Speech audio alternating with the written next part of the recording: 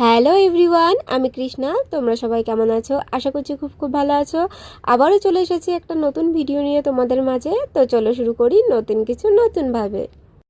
আজকে যে কেকটা তোমাদের সঙ্গে শেয়ার করতে চলেছি সেটা একটু আলাদা, একটু স্পেশাল। এই উইঙ্কি বাঘমুখো কেকটি আমি বানিয়েছিলাম আমার একদম ছোট্ট আর ভীষণ কিউট ননদিনীর জন্মদিনে। ওর মুখে হাসি ফুটে উঠুক এই চেষ্টাতেই ছিল এই ছোট্ট প্রচেষ্টা। তোমরা প্রথমেই দেখতে পেয়েছো কেকটা কতটা স্পঞ্জি এবং সফট হয়েছিল, যার জন্য কেকটা আমি কাটতে গিয়ে ভেঙে যায়। এই কেকটি ছিল 2 পাউন্ডের আর ইনসাইড ফ্লেভার ছিল অরেঞ্জ। প্রথমে স্পঞ্জটা ভালোভাবে ডিমোল্ড করে নিই, তারপর সেটিকে 3টি সমান লেয়ারে কেটে নিই। প্রতি লেয়ারে আমি ব্যবহার করেছি হুইপ ক্রিম আর অরেঞ্জ ক্রাশ, যাতে মুখে দিলে একটা ঝাঁঝালো ফ্লেভার আসে। তারপর ভালো করে ক্রাম কোট করে ফ্রিজে 15 মিনিট মতো সেট করতে দিয়েছিলাম। সেট হয়ে গেলে বের করে নিই এবং শুরু করি ফাইনাল ডেকোরেশন।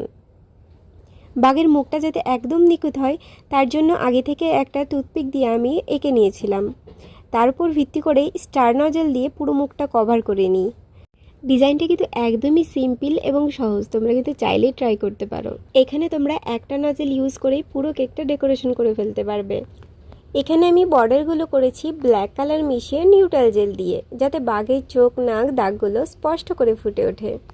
তোমরা কিন্তু এখানে নিউট্রাল জেলের বদলে ডার্ক চকলেট মেল্ট করেও বর্ডারগুলো করে নিতে পারো, এতে ফিনিশিংটা আরও বেশি ভালো হবে। আর হ্যাঁ, আমার কাজটা যদি তোমাদের ভালো লেগে থাকে আর আমার কাছ থেকে তোমাদের স্পেশাল দিনের জন্য কেক অর্ডার করতে চাও, তাহলে অবশ্যই স্ক্রিনে দেওয়া নাম্বারে কন্ট্যাক্ট করো। তোমরাও পেয়ে যাবে 100% ফ্রেশ হোমমেড কেক। আর যদি ভিডিওটা ভালো লেগে থাকে তাহলে প্লিজ লাইক, কমেন্ট আর শেয়ার করে দিও তোমাদের বন্ধুদের সঙ্গে। আজকের মতো এখানেই বিদায় নিচ্ছি, দেখা হবে আবার নতুন কোনো কেকের ভিডিওয়। Tata, bye bye.